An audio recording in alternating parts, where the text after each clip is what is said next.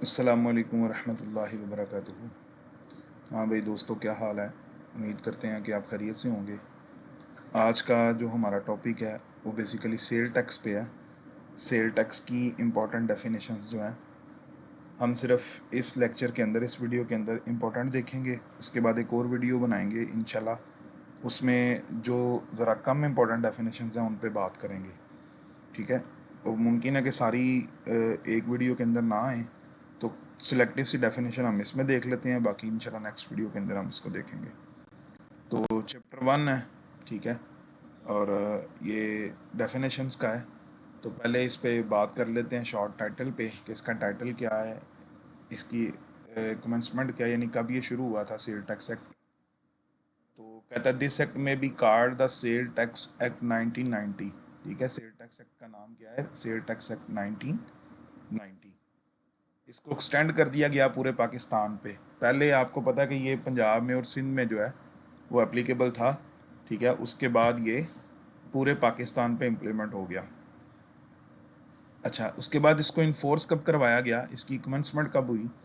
तो कहता है it shall come into force on such date as the federal government में by notification in the official gazette. यानी जब भी इसको इन्फोर्स करवाया जाएगा तो फेडरल गवर्नमेंट जो है एक नोटिफिकेशन इशू करेगी ऑफिशियल गजट के अंदर, तब इसको जो है वो इन्फोर्स करवाया जाएगा। अब ये जो डेट है वो क्या है, इसमें आपको ये पता होना चाहिए। ये नीचे देखिएगा ज़रा, पॉइंट नंबर 6। ये 1 नवंबर को इसको जो है वो इन्फोर्स करवाया गया। ठीक हो गया। डेट क्या थी? 28/10/1990। ठीक है। और 1 नवंबर को जो है एक नोटिफिकेशन इशू किया, SRO इशू किया। और ये कब इशू हुआ था? 28/10/1990 को।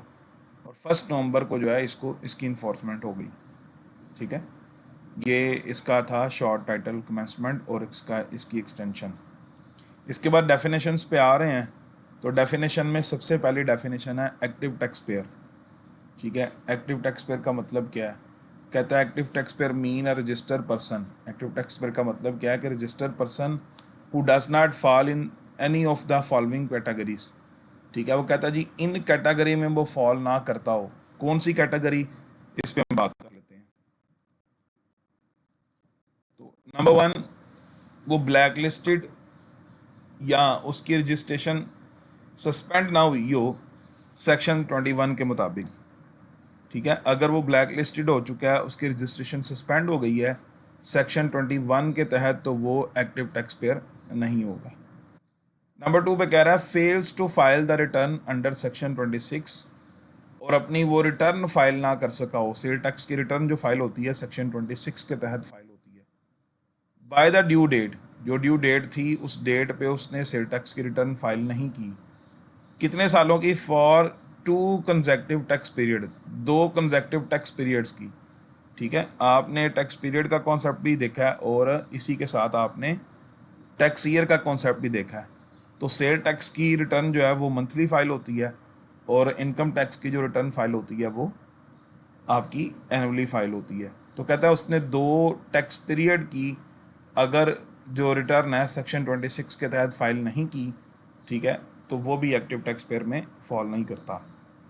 who fails to file an income tax return under section 1114 or statement under section 1115 of income tax ordinance 2001। कहता है अगर वो बंदा फेल हो चुका है कि वो अपनी इनकम टैक्स की रिटर्न फाइल नहीं करता सेक्शन 114 और 115 के मुताबिक, तो वो भी एक्टिव टैक्स पेयर में फॉल नहीं करेगा। नंबर 4 पे कह रहा है हु फेल्स टू फाइल, यानी वो बंदा फेल हो गया है फाइल करने पे, क्या क्वार्टरली या एनुअली विद होल्डिंग स्टेटमेंट उसने फाइल नहीं की सेक्शन 115 165 जो है इनकम टैक्स ऑर्डिनेंस 2001 का, उसके मुताबिक अगर उस बंदे ने अपनी विद होल्डिंग क्वार्टरली या एनुअली जो है वो विद होल्डिंग स्टेटमेंट फाइल नहीं की, तो वो बंदा भी एक्टिव टैक्स पेयर के अंदर नहीं आता। ठीक है। तो ये एक्टिव टैक्स पेयर की डेफिनेशन थी जो हमने पढ़ ली है, बड़ी इंपॉर्टेंट डेफिनेशन है। उसके बाद एपलेट ट्रिब्यूनल का मतलब क्या है? कहता है appellate tribunal means the appellate tribunal inland revenue establish under section 130 of income tax ordinance 2001। ठीक है, ये सेकंड कोर्ट ऑफ अपील थी। हमने अपील के ऊपर पूरे का पूरा टॉपिक पढ़ा था। तीनों अपील हमने डिस्कस की थी इससे पहले लेक्चर्स के अंदर, सेपरेट सेपरेट लेक्चर हैं तीनों, उनमें हमने अपील्स के बारे में डिस्कस किया था। तो ये सेकंड कोर्ट ऑफ अपील थी जहाँ पे आप जो है वो अपनी अपील को फाइल कर सकते थे। ठीक है, लेटेस्ट अमेंडमेंट के मुताबिक जो है उन्होंने आपको अपील फाइल करने के लिए जो फॉरम है वो बता दी हैं, उसके डेज भी बता दी हैं कि कितनी देर में आप अपील फाइल करेंगे। फ़ीस भी बता दी है कि कितनी फ़ी है जो अपील फाइल करना चाह रहा है, और कहाँ कहाँ कर सकता है, अपील ट्रिब्यूनल में कब हो सकती है, कमिश्नर को कब हो सकती है। पहले ये थी कि पहले कमिश्नर के पास अपील दायर होती थी, उसके बाद ये अपील ट्रिब्यूनल के पास आती थी, जो भी उसका कमिश्नर का फैसला होता था। ठीक है, वो अब उन्होंने जो है वो अमाउंट बता दी है। ठीक है, सेल टैक्स में भी, इनकम टैक्स में भी और फेडरल एक्साइज के अंदर भी। ठीक है, तीनों के केस में उसने जो है वो आपको अमाउंट बता दी है। तो उस अमाउंट के मुताबिक आप जो है वो कमिश्नर के पास और अपील ट्रिब्यूनल के पास जो है वो अपील दायर करेंगे। नेक्स्ट हम एरियस पे बात कर लेते हैं। कहता है in relation to a person on any day the sale tax due payable by the person, यानी ड्यू डेट पे आपका टैक्स पेबल था। ठीक है, इस एक्ट सेल टैक्स एक्ट 1990 के मुताबिक, before that day but which has not yet been paid. ठीक है, ड्यू डेट पे जो आपका टैक्स बनता था, टैक्स पेबल था, आपने उसको जो है वो पे नहीं किया, तो वो टैक्स आपका क्या बन जाएगा, वो एरियर्स बन जाएगा कि वो आपका अदा करने वाला भी। ठीक है, नेक्स्ट हम बात करते हैं एसोसिएशन ऑफ पर्सन पे, कि एसोसिएशन ऑफ पर्सन क्या है। ठीक है, एसोसिएशन ऑफ पर्सन एओपी, यानी हम जिसे नॉर्मल बिजनेस में पार्टनरशिप बोलते हैं, टैक्स के अंदर हम एओपी बेसिकली पार्टनरशिप को बोलते हैं। तो कहता है एओपी का मतलब क्या है, फर्म है। Number two, Hindu undivided family है, यानी ऐसी फैमिली जिसकी कॉमन रिलीजन है, कॉमन उसकी वर्कशिप है, ये हम उसे हिंदू अनडिवाइडेड फैमिली बोलेंगे। Any artificial judicial person and any body of a person formed under a foreign law but does not include a company.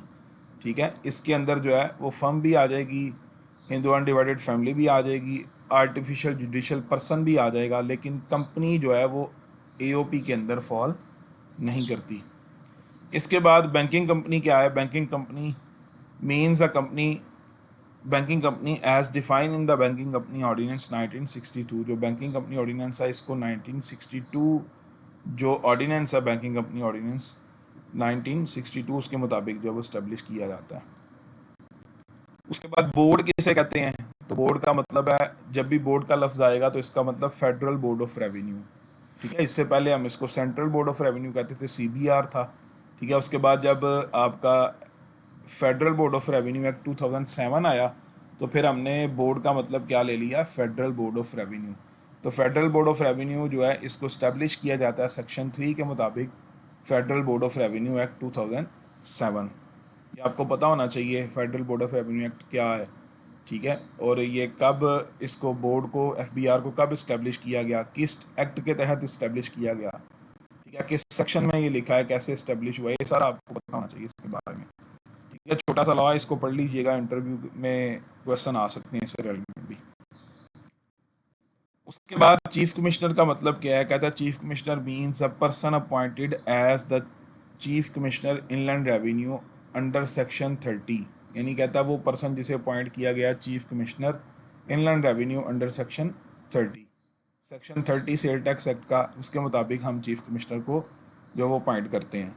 और यही अगर हम चीफ कमिश्नर की बात करें तो इसको अपॉइंट किया जाता है इनकम टैक्स में सेक्शन 208 के मुताबिक। उसके बाद commissioner appeals mean the commissioner of inland revenue appeal appointed under section 30। Commissioner appeal को भी सेक्शन 30 के मुताबिक ही अपॉइंट किया जाता है। और कमिश्नर को भी, यानी commissioner means the commissioner inland revenue, इसको भी जो है वो सेक्शन 30 के तहत ही अपॉइंट किया जाता है। इसके बाद common taxpayer identification number, कहता है मींस एनी रजिस्ट्रेशन नंबर, यानी कोई भी रजिस्ट्रेशन नंबर और एनी अदर नंबर ठीक है। Allocated to a registered person, जो बंदा सेल टैक्स में रजिस्टर हो रहा है उसको जो नंबर अलॉट किया जाएगा उसे हम बोलेंगे कॉमन टैक्स पेयर आइडेंटिफिकेशन